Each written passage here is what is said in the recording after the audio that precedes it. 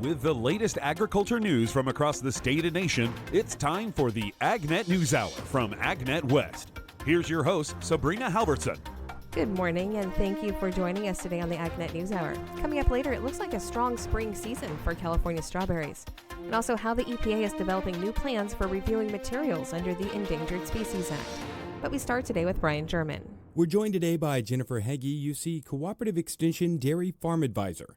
And now, Jennifer, you recently spoke at the World Ag Expo about some work that you're a part of that's going to require a little bit of industry participation. And so what's this survey that you're working on about, and what are you hoping to learn from dairy producers? Yes, thanks, Brian. So we, University of California Cooperative Extension and UC Davis, have a project funded by the dairy industry through the California Dairy Research Foundation. We have two main objectives that we hope to accomplish through an industry-wide survey. The first is to benchmark energy and water usage on California dairy farms. So data in this area is either very dated or non-existent for California. So the idea is really twofold. First, to document and take credit where recent modifications in practices have been made to increase efficiencies in energy and water usage, but also to set a benchmark to compare future progress. We know that progress is ongoing, so we really do want to have some metrics to compare to. The second part of the survey looks at the potential for low utility management strategies to better move and manage manure on dairies. This can potentially improve nitrogen balances on California dairy farms. Specifically, we want to know if pipeline extension can assist farms by moving liquid manure to fields where liquids are currently not applied, or if conversion from flush to scrape systems, such as moving to a vacuum, can help to densify that manure for either spreading onto dairy-owned acres that are further out, or really, another possibility would just be to move those manure nutrients off the dairy to neighboring lands and different commodities. So like I said, there is a survey currently out to all dairy farms in the San Joaquin Valley. So this is specifically in the San Joaquin Valley, which is, of course, where about 90% of our state's milk is made. Postcards were mailed in late January with a QR code to answer the survey electronically, so folks can check their mail, or I would be happy to send the electronic link to those dairies that don't remember seeing the survey or just want easy access to it. Folks can email me at jmhegui@ucdavis.edu, and I would be more than happy to share that link out with dairies who would like to answer the survey. Oh, very good. Hopefully we'll get some more participation and some more data points for you to use there in something that is kind of highlighted holistically from the California dairy perspective is some of the massive gains that have been made on the front of sustainability. So by participating in this, how is that going to help forward those initiatives, those goals? I mean, where is this going to be used, and how is it really kind of on the ground going to help that effort moving forward with sustainability holistically there? Sure. So, I think it's no surprise. We've already made great strides in sustainability in the California dairy industry. I think what helps is being able to document that data, getting that out, that information out to show what progress we've made, what management practices have been done, but also as we move forward and we get more interest in sustainability metrics from either supply chain companies, their customers, it's really good to be able to document something to show when we move the needle, how far that needle has actually moved. On the manure management side of things, if we can show that these lower utility practices are an effective or a potentially effective means of improving nitrogen balances, the industry can use its capital to go out and find funding to help implement those practices. Whereas if we find that pipeline extension really isn't the answer, or maybe vacuums is not going to cut it, the industry doesn't have to worry about wasting time. They can pivot looking for either more realistic or more achievable means of improving nitrogen balances. I'm Brian German for AgNet West Radio Network. USDA's first Ag Trade Mission of the Year takes place this week in Angola. Here's Rod Bain with more. Several firsts are associated with USDA's latest ag trade mission going on this week, the first of 2024, the first to the African nation of Angola. Deputy Agriculture Secretary Xochitl Torres-Small heads the delegation, made up of representatives from ag-based companies, organizations, and state departments of agriculture. Among the participants, Matt Copeland, African representative to the U.S. Meat Export Federation. From our side, Angola is an important market. It has gone through some challenges, but in terms of developed customer base, developed importer base, and people that we already know and trust and have trading histories with, there are a few in that market who've been incumbent there for quite a long time. They have a wide disparity in terms of wealth. There are certainly a lot of folk who can afford some of the best beef in the world. Business-to-business meetings are scheduled with potential buyers from Angola and neighboring nations such as the Democratic Republic of the Congo and Republic of the Congo. I'm Rod Bain reporting for the U.S. Department of Agriculture in Washington, D.C. In today's National Spotlight, USDA is investing more money into reducing wildfire risks. Gary Crawford has more. The so-called wildfire season in the West used to be only a few months long, but over the last decade, fires have grown more numerous, bigger, more intense, much more dangerous, and the fire season has expanded so that wildfire season is a misnomer. It's truly a wildfire year. People in the West are choking on smoke and families are fleeing from these mega blazes. We have homes that were lost, so many people are displaced. The new normal is a summer of smoke, a huge health risk. And so in 2022, the Agriculture Department's Forest Service announced a 10-year plan to reduce the wildfire threat, a plan focusing on 21 priority landscapes from which dead and dying trees and other hazardous fuels would gradually be removed. And so the risk of wildfires being catastrophic or out of control gets reduced every single year we continue to do this work. Agriculture Secretary Tom Vilsack, the work so far has been supported by a lot of money, over $3 billion from the Bipartisan Infrastructure Law and the Inflation Reduction Act. And Vilsack has just announced another investment of $500 million to expand efforts to reduce the risk of catastrophic wildfires. This will continue our work in terms of hazardous fuel reduction, prescribed burn, and other treatments. Vilsack telling reporters the other day that part of that $500 million new investment will be for a new program. This is allowing us to begin to expand beyond the 21 priority areas into areas which we refer to as the Wildland-Urban Interface, or WUI. And this is going to allow us to help build local capacity, to provide tools and resources so that we can provide those communities with assistance and help to reduce the risk of fire. California's Natural Resources Secretary is Wade Crowfoot. He calls the expanded wildfire investments truly a game changer. In California, we have been impacted. 7% of our state has burned in the last 5 years. That's over 7 million acres. We very much feel like we're on the front lines of climate change in the West, whether it's worsening wildfire, more pernicious droughts, dangerous flooding. And with President Biden and the Biden-Harris administration, we have had a true partner to protect Californians and Americans from these climate risks. And Agriculture Secretary Tom Vilsack says these investments will pay off with a big return. The return on investment is safer communities. It's protected watersheds. It's miles of power lines that are under less risk. And he says the hazardous fuel being removed from forests can be used to make many new products. Which is obviously a job creator and obviously an opportunity for this hazardous fuel to be used in a positive and proactive way. Vilsack said the job of reducing wildfire risk is going to take several years. He hopes Congress will act on the budget to ensure steady funding for those years to come. Gary Crawford for the U.S. Department of Agriculture. That's today's National Spotlight. Now here's Will Jordan with the Livestock Report.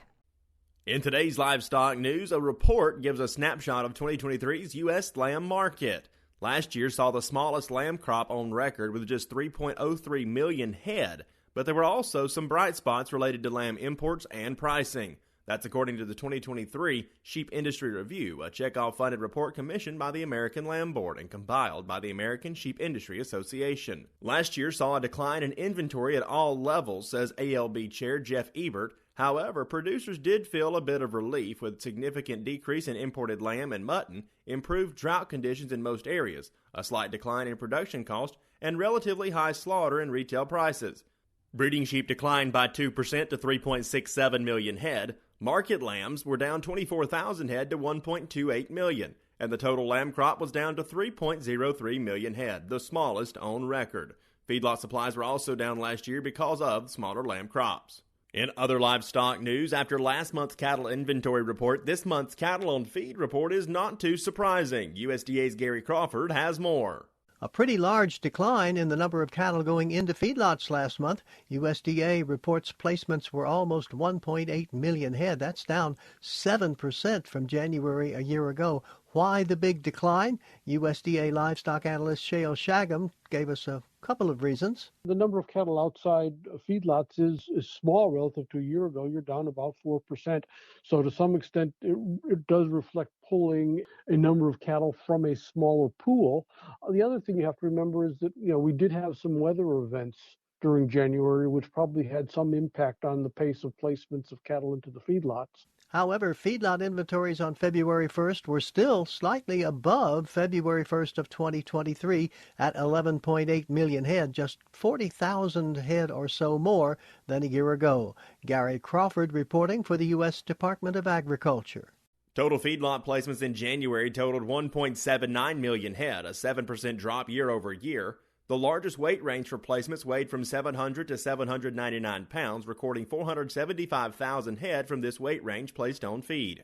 For feedlots with 1,000 head or more capacity, steers and steer calves accounted for 7.195 million head of the total cattle on feed on January 1. The other 40%, 4.735 million head, were heifers and heifer calves. Fed cattle marketing during January totaled 1.84 million head, slightly below numbers seen in 2023. I'm Will Jordan for AgNet West. Keep feeding the world. Don't forget, if you've missed any of our morning shows or if you just want to catch the news at a different time, you can subscribe to our podcast and have statewide agriculture news at your convenience. All you have to do is search for the AgNet News Hour on your favorite podcast downloading app. That's AgNet News Hour, and it's available on both Apple and Android devices. This is the AgNet News Hour. I'm Sabrina Halvorson, and we will be back in just a moment with more agriculture news. Welcome back to the AgNet News Hour. I'm Sabrina Halvorson. Coming up in a few moments, we'll have today's This Land of Ours report, but first, more of the day's agriculture news. And with today's AgNet West headlines, here's AgNet West Farm News Director Brian German. So far, 2024 looks like it will be a strong year for California strawberries. Senior analyst covering fruits and tree nuts for Rabo AgriFinance, David Magana, explained that based on shipments and planted acreage, strawberries are poised for success. Shipments this year have been higher compared to those a year ago, and we are expecting strong spring season for California strawberries. Fall planted acres for production during the spring and summer are at a multi-year high. So according to industry numbers, the planted acreage in California is the highest since 2015, with Santa Maria acreage being up 9% year on year, and also planted acreage in Salinas, Watsonville, and Oxnard is up about 2%. So we are expecting strong availability during the spring. EPA's been engaged in developing new protocols for reviewing registered materials under the Endangered Species Act for over a year now. Almond Alliance CEO Aubrey Betancourt explained where the process currently stands. Developing their strategic plans to approach their review to try to make it adequate and faster to review products and to do so appropriately. And so they have been working on things like their vulnerable species pilot project and their herbicide strategy, pesticide strategy, and then they'll have a third one that is fungicides and others, kind of a catch-all. These have been in draft. We've gone through a comment period on, I think, the herbicide strategy and the vulnerable species pilots, and we're starting to see some of these early drafts come out. EPA has just recently outlined implementation approaches for now their pesticide policy. So they're moving on to pesticides while they're taking in comments on the herbicide strategy, and they're continuing to develop these work plans going forward. The Canadian Meat Council, Mexican Meat Council, and the Meat Institute have signed a Memorandum of Understanding. The aim of the agreement is to enhance trade, reduce regulatory barriers, and facilitate information exchange. The MOU means to emphasize joint efforts on addressing foreign animal diseases, sustainability, and trade barriers. The organizations are committed to deeper coordination with governments in three key areas: combating African swine fever, advancing sustainability initiatives, and addressing technical and other trade barriers. They pledge to promote streamlined regulatory processes, oppose protectionist measures, and foster industry-government cooperation. Regular exchanges and joint initiatives are envisioned to maintain North America's global leadership in the meat industry. Plans are in place for a summer meeting to reassess priorities and monitor progress. The U.S. Department of Agriculture is soliciting cooperative agreement proposals to advance the resilience of California agriculture. USDA's Natural Resources Conservation Service will make up to $1 million available for each agreement opportunity. 2 types of agreements are being offered: cooperative agreements with no funding match required and contribution agreements requiring a 1-to-1 funding match. Applicants must submit cooperative agreement proposals through grants.gov by April 3rd. A separate contribution agreement proposal solicitation will be available soon. Proposals should address conservation priorities for 2024, including climate-smart management, watershed conservation, carbon sequestration, and food security. Emphasis will be on projects providing technical assistance to NRCS staff and engaging historically underserved sectors. The World Agritech Innovation Summit is returning to San Francisco in less than a month. Celebrating its 12th year, the 2024 summit is scheduled for March 19th and 20th at the Marriott Marquis in San Francisco and will be complemented by an interactive virtual platform. The event brings together over 2,500 decision makers among agri-food business, OEMs, food brands, growers, tech providers, and investors for 2 days of networking, strategic market intelligence, and startup discovery. Commercializing biologicals, meeting climate commitments, and the integration of AI to plant science will all be among the topics of discussion at the summit. USDA's Undersecretary of Agriculture for Farm Production and Conservation, Robert Bonney, will also be joining the opening panel to talk about navigating incentives for decarbonization in agriculture. More information about the summit is available at worldagritech.usa.com. I'm Brian German for AgNet West Radio Network. Funding the future of ag tech. That's coming up on This Land of Ours. The Department of Agriculture and the Energy Department this week launched a new initiative to help farmers cut costs and increase income using underutilized renewable technologies. Through the Rural and Agricultural Income and Savings from Renewable Energy Initiative, USDA is setting an initial goal of helping 400 individual farmers deploy smaller-scale wind projects using USDA's Rural Energy for America program. The goal is only possible because of President Biden's Inflation Reduction Act, which provided more than $144 million in grant funding for underutilized technologies through the REAP program. Agriculture Secretary Tom Vilsack says these investments will create long-lasting economic benefits for their families, businesses, and communities for years to come.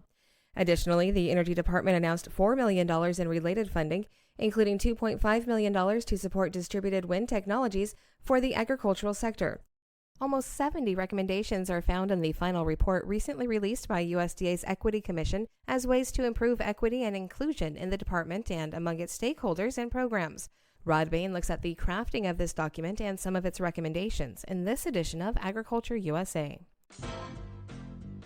2 years in the making, a document recommending change within the U.S. Department of Agriculture designed to improve and expand equity and inclusion. Now I'd like for each of you co-chairs to sign the report before presenting to the Secretary and the Deputy Secretary. Co-chairs of USDA's Equity Commission with signing of and the recent presentation to Agriculture Secretary Tom Vilsack and Deputy Secretary Xochitl Torres Small of its final report. This report is obviously somewhat about the past and a recognition that things have not been handled as they should have been, but is also about the future, very much about the future. I'm Rod Bain. Coming up, the process, proposals, and ongoing practical application within USDA's Equity Commission final report in this edition of Agriculture USA. The recent National Equity Summit at USDA headquarters in Washington, D.C. marked a milestone in Agriculture Department efforts to create greater equity and inclusion from within and across its coverage area regarding programs, services, and treatment. The final report of USDA's Equity Commission on how to go about such effort. USDA's Senior Advisor for Racial Equity and Equity Commission member, Dwayne Goldman, talked about the 2-year process to develop this report and its recommendations. I can recall numerous steps that we undertook to kind of lay out the background, the scope, the mission. How is this thing going to be formed? How do we get people to buy into it? We had a membership balance plan. As I think about those early days, understanding how we had to do this very transparently in the public with stakeholder input. What he described as a robust process of member selection and discussing the various proposed recommendations and reevaluating them. It seemed like we've been here before. What happened to all those other recommendations? Asking for, requesting a detailed accounting of the previous recommendations just to get us grounded again on the importance of this work. And we were able to push through it and get to this important milestone. The milestone of presenting the Commission's final report and its 66 recommendations to USDA leadership. Agriculture Secretary Tom Vilsack noted that some of the recommendations have already been implemented within the department, and the remainder will be in the coming weeks and months. But how are those recommendations designed to address issues of equity and inclusion? The Secretary provided examples using illustration of how an impacted USDA stakeholder should be seen.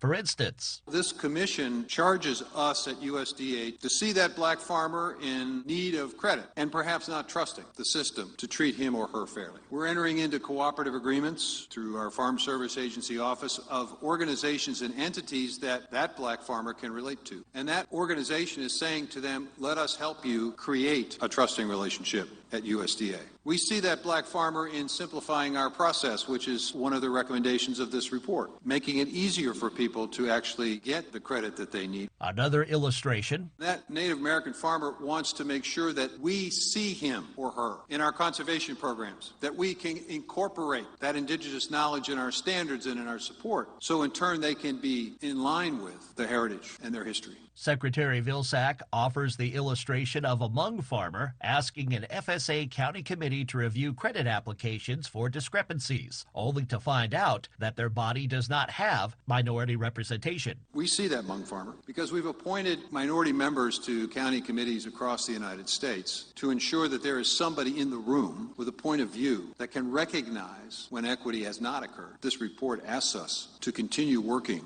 on that structure to create equity. Likewise, in the case of a refugee family in our nation, they ask us to see that refugee family and to ensure that there is information available to that family that they can understand, that they can hear, that they can read. Why? Because it is in the language that they know. We're in the process of converting a great deal of the information this department has in multiple languages so that that refugee family has access to the services that we provide. And in viewing farm workers, this report asks us to see those farm workers, and we are going to do that. Why? Because now we have a senior advisor in the Secretary's office whose job and function is to make sure that this department continues to see in the work that we do and the policies that we develop our farm workers. The complete USDA Equity Commission final report and its recommendations are found online at www.usda.gov/equity-commission/reports. This has been Agriculture USA. I'm Rod Bain reporting for the U.S. Department of Agriculture in Washington, D.C. The nation's cattle industry has started the year with a sharp reduction in feedlot placements compared to a year ago. Gary Crawford has more. The decline in the nation's beef herd continues to show up in reports from the Agriculture Department. The latest numbers coming from this past Friday's USDA Cattle on Feed report. Perhaps the telling number there is this one. During January, approximately 1.8 million head of cattle were placed in feedlots, which was about 7% below a year ago. A significant but not unexpected decline, according to USDA livestock analyst Shale Shagam. He told us there are a couple of reasons for such a big decline from last year in feedlot placements. First, the number of cattle outside feedlots is small relative to a year ago. You're down about 4%. So to some extent, it does reflect pulling a number of cattle from a smaller pool. The other thing you have to remember is that, we did have some weather events during January, which probably had some impact on the pace of placements of cattle into the feedlots. Much of the nation getting hit hard by severe cold and, in some cases, heavy snows. Besides lower placements of animals into feedlots, there were fewer marketings of fed cattle out of feedlots. USDA reporting on a per-day basis, marketings were down 5%. In terms of the marketing number, you did see a little bit of that same situation because of the weather. When you have severe weather events, oftentimes you'll see a drop in cattle weights. will have to stay on feed longer to regain some of that condition. That may have had an impact in the slowing of the pace of cattle during the month. Meanwhile, in January, cow-calf operators were seeing what Shale Shagam calls some pretty good prices. Taking a look at 750 to 800 pound feeder steers at Oklahoma City. In January, they were selling for about $226 a hundredweight, compared to about $178 in January of 2023. So again, from a standpoint of somebody selling animals, these were very good prices. If you had animals to sell, which leads us to the question we ask after every cattle report, is there any sign that the contraction of the cattle herd is ending? Are producers finally holding back more heifers for breeding? And the answer... It's too early to say whether producers have made any changes in the intentions for holding animals, heifers back for breeding. You're probably going to be waiting to see, how the pastures develop going forward. Meanwhile, one last number, USDA reports the inventory of cattle and calves in feedlots as of February 1st, 11.8 million head, only about 40,000 more than February 1st a year ago. Gary Crawford for the U.S. Department of Agriculture. This is the AgNet News Hour, and we will be back in just a moment with more agriculture news. Welcome back to the AgNet News Hour. Cindy Zimmerman has today's featured interview. Mark, first of all, if you would introduce yourself for me, please. Hi, I'm Mark Heckman, Eco Engineers. I am Strategic Development Director for U.S. Biofuels for Eco. Well, we are here at the National Ethanol Conference, and you were on a panel here. Tell me a little bit about what you were talking about on that panel. Yeah, the panel was really, it's all the parts of the supply chain and how the GREET methodology and how CI and carbon intensity is really going to play a part in fuels, and how getting GREET and all the models that are out here to value feedstock all the way through is so vitally important. So, what's some of the work that Eco Engineers is doing for RFA to help out with that? Great question. We had a project that we worked with RFA where we looked at the farm practices. What is it that we need to do as a company or as an industry to get it so that we can actually monetize the farm practices and the good work that the farmers are doing on the fields to the ethanol facilities, through the ethanol facilities, and to the dispensing pump, so that our CI and our carbon intensity of that ethanol is more representative of exactly what is taking place on the farm, and how that fuel can actually be more environmentally friendly than what it's being represented today currently by other industries and even within the industry. Now, you're a farmer yourself, right? Yes. Yep. We farm and we practice, all farmers want to be sustainable. All farmers want to do more with less. All farmers just, I think it's the mission in life really to work with others, collaborate, produce more crops, feed, fuel the nation as best as we can. And so the efforts that we did in this panel and the work that we're doing for the RFA is to really take a deep look at places where we can improve, places where we can monetize carbon in a statistically sound way that says this is good for the industry, it's good for the farms, and it's good for the consumer, so that it's a very disciplined approach, and it's got integrity in what's done. So you're working on the farm end then, as opposed to on the ethanol plant end? We cover both. We cover the farm, all the way from the farm spectrum, and we work through the facilities as well. So every part of the supply chain we touch, and we complete. Our team at ECO has the capabilities to perform full life cycle assessment of what takes place in the facility, what takes place on their distribution system, what happens with the energy that they're using. Are they using renewable power? How do you value the grid? Those types of things. And then we can break it down to the farm level and how that flows, how that kernel of corn flows from where it was produced all the way through to the pump, the fuel pump, where it eventually gets put. Well, what do you see as some of the best practices that farmers can implement to try and lower their carbon intensity? Number one, yield, and be recognized for yield. But in order to do that, do it in an efficient way. Focus on nitrogen usage. we want to be as efficient as we can. So if we can reduce energy, and reducing energy is reducing carbon. If we can reduce nitrogen, we're also reducing carbon inputs. And so all of that is really focused on efficiently getting those nutrients to the plant when it needs to, as a farmer, getting that to the plant when it needs it as best as it can, and have it so that that nutrient is just enough and not any excess. We're not building anything up. That then, from a score standpoint, it produces the yield that it needs, right? And we produce as much as we can in an efficient manner. Get that measured, take that to the plant, to the ethanol facility. The ethanol facility then is also focused on yield. How can we produce more fuel with less energy, less emissions? What is it that we're taking from the environment, and how can we keep it so that it's not being emitted to atmosphere? And those are the things. So we focus on CCS. We focus on any way, or carbon utilization. So any way that we can take and change the way that we are handling the products made from the kernel of corn so that it's being utilized is really the most efficient. And for years we've taken fuel, crude oil, out of the ground, and that carbon's come out of the ground. So we've got a corn plant out here that's pulling carbon out of the atmosphere. We break it down and we emit carbon today through the fermenters. We can capture that, and we can take that carbon, capture it, and put it back in the ground where it came from. So those are all the things that we focus on, and it's all based on life cycle assessment and energy and how efficiently we're doing it. Yeah, another farmer on the panel from Iowa, and he talked a little bit about cover crops. How does that play into lowering your CI for a farmer? It's a great question.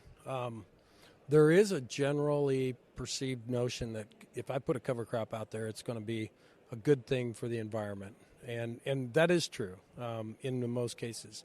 But there's some places that cover crops can't fit or don't fit. And I'm not talking bad about that, but we really have to, in cover crops and in general, anytime that you've got soil, you want to have a living, breathing organism growing in that soil all the time. And what we're finding is that the more organic matter you've got, the more in the rhizobial effect of that, you've got those microorganisms that are working on the soil and breaking down that organic matter and making it so that there's available nutrients, etc. Those are good things. Those are really good things, so that we've got Mother Nature supplying the nutrients that we need. Our forefathers did it, but when we went to mass production agriculture, we started tilling. And we had to till because that field needed to be pretty well solid and flat. Today, we've gone to a system where we can place seeds in the exact precision place where they need to be, and we can plant it into cover crop, or we can plant it into a black tillage strip or whatever it is. So cover crops are really a way that we can introduce organic matter into the soil in places at certain latitudes that it really benefits things. It's a management issue. Management of cover crops can go north as well. It can be north of Highway 30. It can be clear into the Minnesotas. But it's all still a management, right? And so there's also some that call cover crops a service crop, where they're planting a cover crop for nitrogen usage as well. So pretty long-winded answer, but that's a way. Well, you mentioned CCS. Of course, the other person on the panel was with Summit Carbon. And we've seen some changes in that effort over the last year with one of the companies dropping out. They're facing a lot of headwinds in getting this done. How important do you believe getting these carbon pipelines is to lowering the carbon score of corn ethanol overall? All of this piled together makes a huge contribution. Today, if you look at what NOAA suggests, and these are atmospheric analysis of what our carbon levels are, carbon is at levels we haven't seen in almost 1,000 years. It's very critical for us to capture that carbon and do what we can to reduce our carbon emissions. The ethanol facilities do that in a very efficient way. And if we can take that and capture it, and number one, it becomes our flywheel. I talked on our panel today about it. The CCS part of that is the flywheel. if we develop a transportation system, Summit Carbon is just one of the pipelines that can benefit us. We've got natural gas pipelines scattered all over, but these pipelines that will come in or should come in to take carbon and put it in a place where we can utilize it next is step two.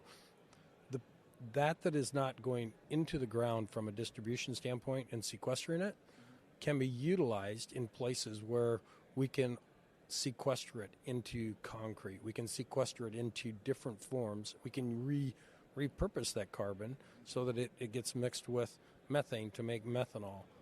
There's so many things today that we didn't think of, and as we begin to focus on that product that's out there in the form of carbon, it's what this world lives on. Well, and it's not just about, when you talk about farmers wanting to lower the CI scores, having to implement practices to do that, climate-smart agriculture practices, that cost money, and you want to have some benefit from that. Thank you very much, Mark. Here at the National Ethanol Conference in San Diego, I'm Cindy Zimmerman. You're listening to the AgNet News Hour. Now for more news. Here is this week's Fungicide Management Minute, brought to you by Corteva. On the phone with us this week is Western Market Manager for Corteva, Daniel Abruzzini. Daniel, through this series, we've been talking about creating integrated disease management strategies. And last week, we talked about first steps and choosing the right frac group.